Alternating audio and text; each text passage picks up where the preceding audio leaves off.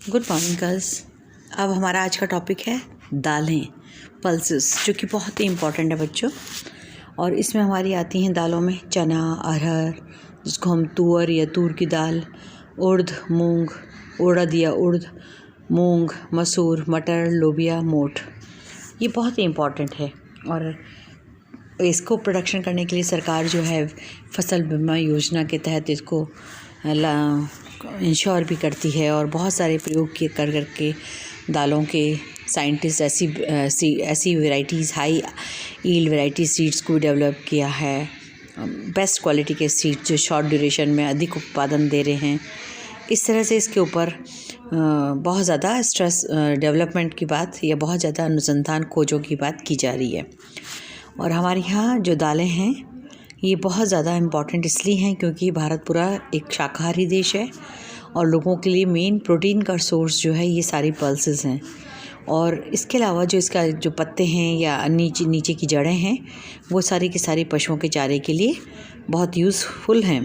Plus बच्चों, जो दाल हैं ये लेग्यूमिनस होती हैं, इनके अंदर जो है नाइट्रोजन बहुत ज़्यादा होता है। इन दालों के द्वारा मिट्टी की उर्वरा शक्ति को बहुत ज़्यादा बढ़ाया जाता है। तो दालें फसलों का क्रॉप पैटर्न को भी इम्प्रूव करती हैं, इम्प्रोवाइज़ करती हैं। मतलब एक ही की फसल गेहूँ वो उगा रहे नहीं, जैसे कानपुर वगैरह, लखनऊ वगैरह साइड में जो यूपी का जो बुंदेलखंड है उसमें पूरा का पूरा गेहूँ के बाद इसको या तुअर की दाल या अरहर की दाल को प्रोड्यूस किया जा रहा है। राजस्थान में मिलेट्स होते हैं, बेसिकली पानी का अभाव है, पर जहाँ गेहूँ उत्पन्न होता है वहाँ पर आपका मूंग और उड़द और चना ये बहुत ज़्यादा प्रोड्यूस की जाती है। तो कहने का मकसद शस्यावर्तन, क्रॉप रोटेशन के अंदर ये फसल की नेचुरल रूप से उर्वरा शक्ति को बढ़ाने के लिए दालें बहुत ही महत्वपूर्ण हैं। अब पहली दाल है चना। ये सबसे महत्वपूर्ण दाल है। इसका 37% हम प्रोड्यूस करते हैं। चना मतलब ग्राम दाल, ग्राम पल्सेस, ठीक है। यह इसको ड्रिप फार्मिंग के द्वारा यानी बूंद बूंद खेती के द्वारा या ड्राई फार्मिंग यानी खेतों में नमी, जो नेचुरल नमी है उसमें हल लगा करके बीजों को बोना, फिर पाटा फिराना, सनराइज़ से पहले रात को हल लगाना ताकि उसका जो एटमॉस्फेयर का मॉइस्चर है उसमें मिट्टी में एब्जॉर्ब हो जाए, फिर उसको सुबह सनराइज़ से पहले पाटा फिराना। इस तरह से नेचुरल जो मॉइस्ट स्टार्टिंग विंटर्स में आपका होता है उसके द्वारा मिट्टी की नमी को बढ़ाने का काम किया जाता है और फिर उसके बाद चने को बोया जाता है। तो 40 से 50 सेंटीमीटर जहाँ वर्षा होती है और तापमान 20 से 25 डिग्री सेल्सियस होता है। अर्थात तापमान चाहिए हमको भौगोलिक दशाओं के अंतर्गत 20 से 25 डिग्री सेल्सियस चना उगाने के लिए और वर्षा चाहिए 40 से 50 सेंटीमीटर, ठीक ठाक। तो यहाँ पर ये बहुत अच्छे से जाता है। ये रबी की क्रॉप है, सितंबर में बोया जाता है और नवंबर एंड तक इसको नवंबर तक काट लिया जाता है। यानी सितंबर से नवंबर तक का क्रॉप ड्यूरेशन है सोइंग, और इसका जो है हार्वेस्ट पीरियड जो है सितंबर से नवंबर तक है। इसके लिए हमारी जो मटियार भूमि है, Sandy soil, semi Sandy soil, ये भी बहुत अच्छी है इसके लिए। प्लस जो हमारा पंजाब, हरियाणा और यूपी का जो भाग है, गंगवार क्षेत्र, उस या खादर भूमि इसके लिए बहुत ज़्यादा उपयोगी है। तो कहने का मकसद ये है कि पल्सेस जो हैं वो कम पानी और कम उर्वरा मिट्टी में आसानी से उगाई जा सकती हैं। भारत में हमारा इसका उत्पादन लगभग 98 लाख टन इसका हुआ है। और वितरण के आधार पर यदि हम देखें तो मध्य प्रदेश में सबसे ज़्यादा चना उत्पादन होता है। भारत का जो अराउंड 41% चना मध्य प्रदेश अकेला उत्पादन करता है। और मध्य प्रदेश में जो राजस्थान से सटे हुए ज़िले हैं, जो आपका भिंड, मुरैना, ग्वालियर है ना, और इसके अलावा छतरपुर, जबलपुर, विदिशा, धार, होशंगाबाद, सिरहोर, ये मुख्य चना उत्पादन करने वाले ग्राम प्रोड्यूसर डिस्ट्रिक्ट्स ऑफ एमपी हैं, मध्य प्रदेश के ज़िले हैं ये। राजस्थान में लगभग 13% से लेकर 13% के अराउंड मतलब चना उत्पन्न होता है, जो कि यहाँ पर केवल मैंने कहा ड्राई फार्मिंग, शुष्क कृषि के द्वारा ही प्रोड्यूस होता है ज़्यादातर ज़िलों में। तो ये दूसरे स्थान पर है, जिसमें हमारा आपका ऊपर से चलें उत्तर से तो हम गंगानगर, हनुमानगढ़, पूरब में आपका भरतपुर, अलवर ज़िला और बाकी झुंझुनू, ये तो मुख्य उत्पादक ज़िले हैं। पर इसके अलावा हमारा अजमेर, नागौर, ये भीलवाड़ा, ये सारे ज़िलों में जहाँ अब तो आपका जैसलमेर तक भी पानी हो गया है, तो कुछ भागों में पाली वगैरह इनमें चना उत्पन्न हो रहा है।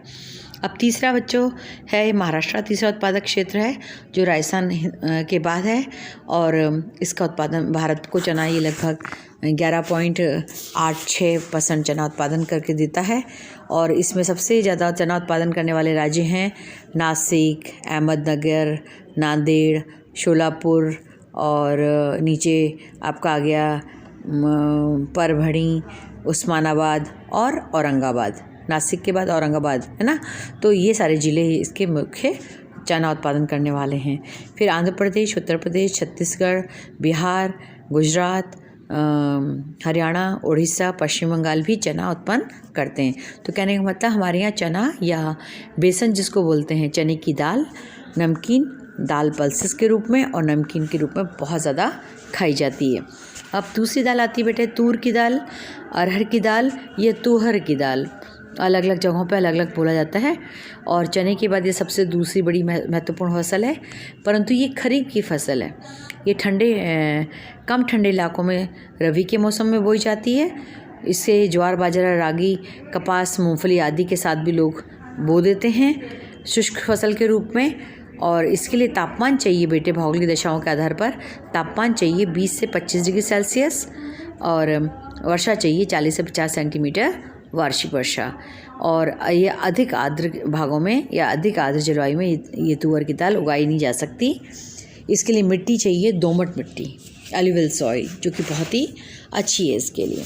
ठीक है, तो इस प्रकार से बच्चों तुअर का उत्पादन जो है हमारे यहाँ लगभग समय के आधार पर बार बार परिवर्तन हुआ। और इसका उत्पादन 1914 में हुआ था, 14, 15, 16 में, और अभी 18 में 37.1 लाख टन हुआ। और उत्पादन हमारा प्रति किलोग्राम जो है वो निरंतर इसमें बढ़ रहा है। पर 2000 के अंदर इसका उत्पादन बच्चों हुआ 618 किलोग्राम प्रति हेक्टर।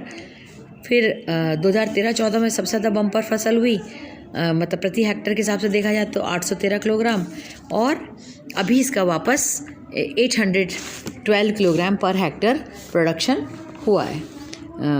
तो कुल मिलाकर के महाराष्ट्र 1/4 तुअर की दाल पैदा करता है, जिसमें अमरावती, वर्धा, नागपुर, अकोला, यावतमल, उस्मानाबाद, परभणी ज़िले मुख्य हैं। ठीक है, फिर इसके बाद मध्य प्रदेश जो कि 18.4% तुअर की दाल पैदा करता है, लगभग दूसरे स्थान पर है। इसमें बैतूल, नरसिंहपुर, होशंगाबाद, छिंदवाड़ा, देवास, सिंधी तथा भिंड मुख्य ज़िले हैं। महाराष्ट्र, मध्य प्रदेश, कर्नाटका, गुजरात लगभग 2/3 मिलकर 2/3 तुअर की दाल का या तूर की दाल का उत्पादन भारत के लिए करते हैं। और इसके अलावा झारखंड, आंध्र प्रदेश, उत्तर प्रदेश, ओडिशा, तमिलनाडु तथा बिहार अन्य मुख्य उत्पादक राज्य हैं। अब है दूसरा ऑयल सीड्स। ऑयल सीड्स में बच्चों हमारे यहाँ रीजन वाइज ही खाद्यान्न तेल का उपभोग किया जाता है। जैसे उत्तरी भारत में मुख्यतः जो कश्मीर से लेकर के आपका दिल्ली तक का क्षेत्र आ गया, यूपी तक का, उसमें सरसों का तेल, राजस्थान का पूर्वी भाग, और इसमें बाकी ज़िलों में जैसे मूंगफली, गुजरात, महाराष्ट्र तक मूंगफली और तिल। तो तिलहन में यहाँ हमारे यहाँ 3 हैं, और साउथ में आपका नारियल, साउथ के अंदर नारियल ज़्यादा उसका तेल उपयोग में लाया जाता है। तो दूसरा है, अब इसका उपभाग आ गया हमारा ऑयल सीड्स। ऑयल सीड्स में वजह हमारे इसको हम तिलहन कहते हैं।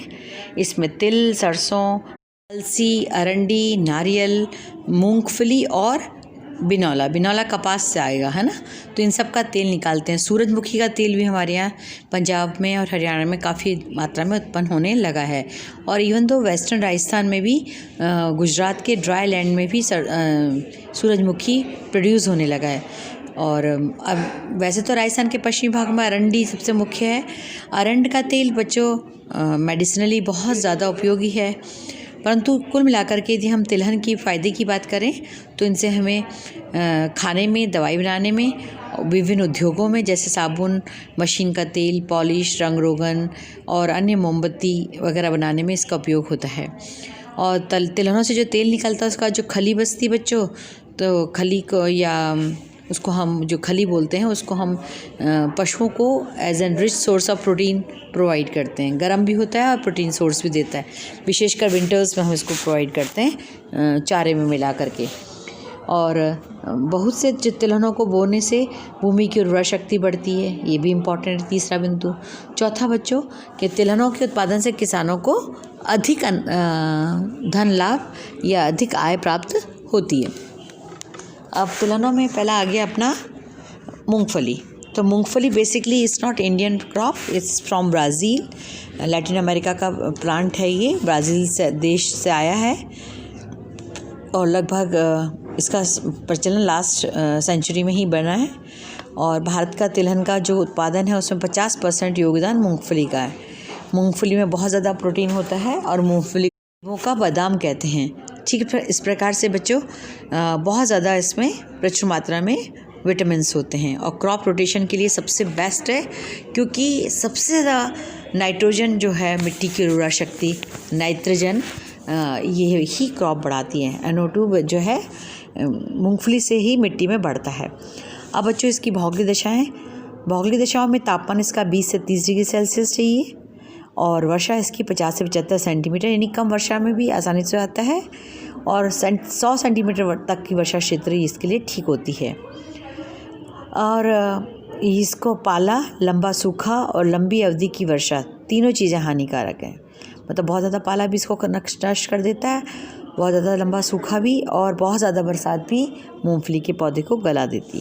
में इसकी बलुई मिट्टी बहुत इम्पॉर्टेंट है, जो इसमें थोड़ा सा पोरोसिटी ऑफ रॉक हो, मतलब पानी आसानी से संग्रहित ना हो, निकल जाए, तो दोमट मिट्टी बहुत ही अच्छी है इसके लिए।